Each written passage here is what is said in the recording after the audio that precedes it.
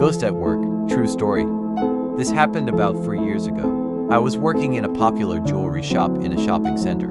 It was the late shift, probably about 8:30 to 9 p.m. There was me and two other staff members on shift. A bit of background for the story. When you're in our shop, the only way to enter the staff-only area is through one door.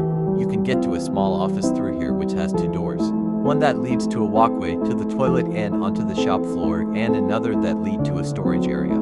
The storage area has automatic lights that only turn on when you walk into the room. I was on the shift with two other women and I went out into the office to return some jewelry when I saw a woman's face looking back at me from behind the door of the storage area. I could see about 3/4 of her face and the rest was covered with the door. Her facial expression was very still. She wasn't smiling, she had an angry expression and she was staring at me. I looked away confused, then looked back and she was gone. The lights in the storage room were still off, which confused me, so I walked towards the room thinking it was one of my coworkers. As I started approaching the door, a loud crash sound come from behind me. I looked back at where it was coming from, thinking a tray of charms had fallen or something. The trays we keep the charms and jewelry in aren't sealed, they are open at the top, and if they are dropped they go everywhere, trust me.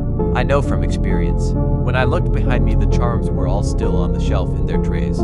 I instantly got a sinking feeling because nothing had been moved. I then backed out the office and went onto the shop floor where both my colleagues were.